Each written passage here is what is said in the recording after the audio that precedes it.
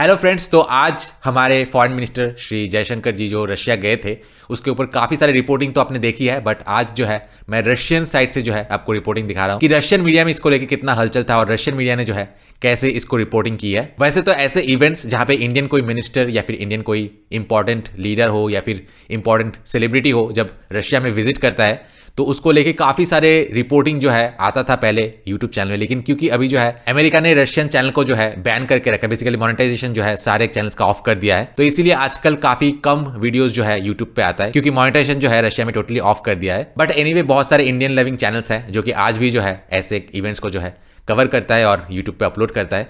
तो चलिए आज का वीडियो देखते हैं क्या खास है। तो लेट्स स्टार्ट। दोस्तों, अगर आपको इस बड़े प्रोजेक्ट में मेरे परमानेंट पार्टनर और इन्वेस्टर बनना है तो मुझे कांटेक्ट कीजिए इस नंबर पे। और अगर आपको इस प्रोजेक्ट के बारे में और भी डिटेल्स में जानना है तो इसके ऊपर ऑलरेडी मैंने एक वीडियो बनाया है जिसका लिंक आपको डिस्क्रिप्शन बॉक्स में मिल जाएगा और आप मुझे कॉल भी कर सकते हैं।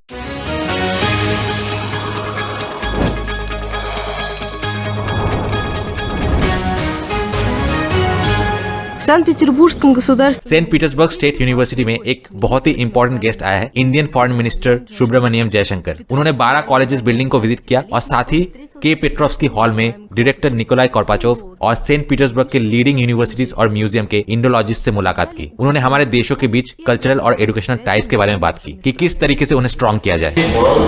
आज की दुनिया में इंडिया और रशिया कॉमन ग्राउंड्स खोज रहे हैं, अपने रिलेशंस पर नए तरीके से विचार करने के लिए एक दूसरे के साथ अपने रिलेशन को रिफ्रेश और डीप करने के लगातार कोशिश कर रहे हैं इंडिया और रशिया। और ऑफ कोर्स इसमें इंटेलेक्चुअल्स और एलाइट गवर्नमेंट ऑफिशियल्स जो है वो एक इंपॉर्टेंट रोल प्ले कर सकते हैं। मैं पहले से ही इंडोलॉजिकल स्टडीज यानी इंडिया को लेकर जो स्टडीज है उसके इंपॉर्टेंस के बारे में बात कर चुका हूँ। करंट जियोपॉलिटिकल सिचुएशन को देखते हुए ये जरूरी है कि हम अपनी कंट्री के बीच डायरेक्टली कम्युनिकेट करें, उससे हम सही तरीके से एक दूसरे को समझेंगे। और डायरेक्ट कम्युनिकेशन का सबसे बड़ा फायदा ये है कि हमारे देश इंडिया और रशिया एक दूसरे के बारे में जो धारणा रखती है वो किसी तीसरे देश के निर्देश से प्रभावित नहीं होगा। सेंट पीटर्सबर्ग यूनिवर्सिटी के डायरेक्टर निकोलाई कोर्पाचोव ने जो है मिनिस्टर को वार्मली वेलकम किया और एजुकेशन के फील्ड में एसपीबीयू और इंडिया के बीच जो है एक कोऑपरेशन की आशा व्यक्त की। हमारे एजुकेशनल प्रोग्राम्स में इंडियन कंपोनेंट को रिप्रेजेंट सिर्फ एक नहीं बल्कि 25 एजुकेशनल प्रोग्राम में किया जाता है। और अभी हम एक नया एजुकेशनल प्रोग्राम जो है स्टार्ट करने जा रहे हैं, जिस प्रोग्राम में इंडिया को लेकर स्टडी के साथ साथ टूरिस्ट एक्टिविटीज और ज्यादा से ज्यादा हिंदी सिखाने की प्रोग्राम भी शामिल है। हमने रशिया में इंडियन एम्बेसडर के विजिट के दौरान इस इशू पर बात किया है और तब हमें सपोर्ट मिला और अनाउंस किया गया कि हम इस प्रोजेक्ट पे काम शुरू कर सकते हैं। और अब मुझे ये अनाउंसमेंट करते हुए गर्व हो रहा है कि हम इस प्रोग्राम को फाइनली ओपन करने के लिए तैयार हैं और हम आपकी सपोर्ट की अपेक्षा करते हैं। एसपीबीयू में इंडियन फिलोलॉजी डिपार्टमेंट के हेड एना चेल्नोकोवा ने बताया कि कैसे हमारे यूनिवर्सिटी में 19th सेंचुरी से लेकर आज तक इंडिया को स्टडी किया गया है। उन्होंने कहा कि सेंट पीटर्सबर्ग यूनिवर्सिटी रशिया का एकमात्र ऐसा यूनिवर्सिटी है जहां इंडियन लैंग्वेज तेलुगु पढ़ाया जाता है। लेकिन ये सिर्फ एक एग्जाम्पल है, सिर्फ सेंट पीटर्सबर्ग यूनिवर्सिटी नहीं, इनफैक्ट पूरा सेंट पीटर्सबर्ग जो है वो इंडियन स्टडीज का एक क्रेडल है, एक सेंटर है। रशिया में मेरे डिपार्टमेंट में 7 इंडियन लैंग्वेज पढ़ाया जाता है और अब ये 8 होने वाला है। ये सच में बहुत बड़ा और अमेजिंग नंबर है जो ये दिखाती है कि इंडिया और रशिया के बीच जो संबंध है वो सिर्फ लंबे समय से चली आ रही संबंध ही नहीं है बल्कि एक सीरियस और फ्रूटफुल कोऑपरेशन और दोस्ती है। और मुझे पूरा यकीन है कि हम जिन डिफिकल्टीज को जो है इस वक्त फेस कर रहे हैं, जब हम उसके बारे में इंडियन मिनिस्टर को बताएंगे तो वो जो है जरूर इसके बारे में कुछ करेंगे और हमें इन डिफिकल्टीज को सॉल्व करने के लिए इंडियन साइड से पूरा सपोर्ट मिलेगा, जिससे हमारा कोऑपरेशन और संबंध जो है और भी ज्यादा क्लोज, प्रोटेक्टिव और इंटरेस्टिंग हो जाएगा। मीटिंग के स्पीकर्स में Kunstkamera higher school of economics, museum of the history of religion और हेर्जन स्टेट पेडागॉग यूनिवर्सिटी के रिप्रेजेंटेटिव्स भी शामिल थे। हमें इंडियन कॉलीग्स, इंटर्नशिप, हमारे साथ आने वाले इंडियंस के साथ ऐसे कॉन्टैक्ट्स की जरूरत है ताकि हमारे स्टूडेंट्स किसी भी तरह इंडियन कल्चर से जो है परिचित हो सके।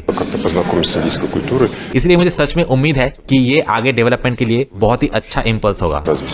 सभी स्पीकर्स ने ज्यादा फ्रूटफुल कोऑपरेशन के लिए रशियन इंडियन एकेडमिक टाइज को स्ट्रॉन्ग करने और इंडिया में रशियंस और रशिया में इंडियंस के लिए जो है इंटर्नशिप ऑर्गेनाइज करने की जरूरत पर ज्यादा ध्यान दिया है। निकोलाई कोर्पाचेव ने इस बात पर जोर दिया है कि एसपीबीयू जो है इंडिया से स्टूडेंट्स के एडमिशन के लिए कोटा इंक्रीज करने के लिए तैयार है। मिनिस्टर्स ने मीटिंग में पार्टिसिपेट करने वाले को उनके प्रपोजल के लिए थैंक्स कहा और प्रॉमिस किया कि वो अपने कॉलीग्स के साथ इस पर डिटेल में सोचेंगे। Татьяна Лебедева, Вячеслав Макаров, Алексей Чубко, Медиа-центр СПбГУ। तो दोस्तों इस वीडियो में जो है कोई कमेंट्स नहीं था, लेकिन ऐसे बहुत सारे जयशंकर जी के बहुत सारे वीडियोस एक्चुअली पहले शॉर्ट फॉर्मेट में जो है यूट्यूब चैनल में रशियन टाइटल देके और रशियन सबटाइटल्स के साथ जो है अपलोडेड था और उसमें काफ़ी सारे जो रशियंस ने कमेंट्स किए थे। अनफॉर्चुनेटली वो वीडियो जो है अभी मुझे मिल नहीं रहा है, मुझे बुक मार्क करके रखना चाहिए था, पता नहीं यूट्यूब ने खुद डिलीट कर दिया है कि कीवर्ड से जो है वो सर्च में नहीं आ रहा है, बट उसने बहुत सारे जो है रशियंस ने कमेंट किया था। तो ये जो है काफ़ी मतलब क्योंकि 2 ही दिन पहले ये वीडियो जो है रशियन मीडिया से अपलोड हुआ है, बट एटलीस्ट जो है ये टिपिकल रिपोर्टिंग नहीं थी। एटलीस्ट हमें ये जानने को मिला कि इंडिया के 8 लैंग्वेजेस जो है एक यूनिवर्सिटी में पढ़ाया जाता है। ये भी एक मुझे भी इनफैक्ट ये पता नहीं था, इसलिए दुनिया के न्यूज़ को जो है फॉलो करना काफ़ी ज़्यादा इंपॉर्टेंट है। लेकिन कुछ लोग ये समझ नहीं पाते हैं, कुछ लोग बोलते हैं कि हम फॉरेन देश से वैलिडेशन नहीं चाहिए, तेरा चैनल बेकार है, वो है। तो ये जो है वैलिडेशन का चैनल नहीं है, बेसिकली अवेयरनेस का चैनल है। ऐसे बहुत सारे मेरे वीडियोस जो है, इनफैक्ट ये जो आपने अभी नया सुना होगा कि कतर में जो है इंडिया में जो 8 नेवी ऑफिसर्स जो है कन्विक्ट हुए थे, उनकी फांसी की जो सजा थी वो रुकवा दिया गया है। और अभी भी अगर आप मेरे पास्ट वीडियो को देखें जहां पे वो सिर्फ कन्विक्ट हुए थे, उस वीडियो को आज भी देखें तो वहां पे कुछ कतरी लोगों ने जो है कमेंट किया था कि ऐसा कुछ भी नहीं होने वाला है, क्योंकि उनको पता है शायद वो किसी तरीके से जो है इंटेलिजेंस से लिंक्ड है या फिर उन्होंने एक पैटर्न फॉलो किया है। उन्होंने बाकायदा ये कमेंट सेक्शन में जो लिखा था कि कतर के लॉ मेकर्स को 2-3 फोन लगाएंगे इंडिया और इजराइल, और ये जो सजा है ये बिल्कुल भी जो है रद्द हो जाएगा। इनफैक्ट हो सकता है कि ये छूट के जो है इंडिया वापस भी चले जाए।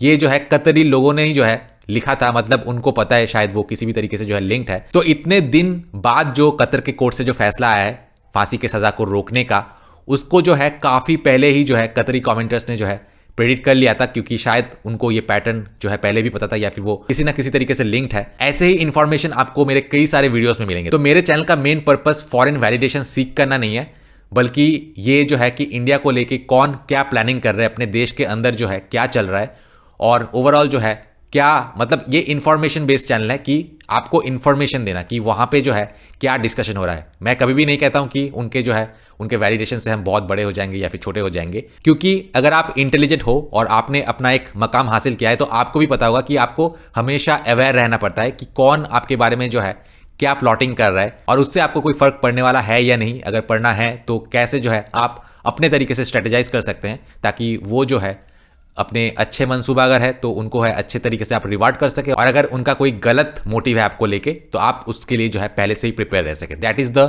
Purpose of Indie world entertainment, to share information from various parts of the world.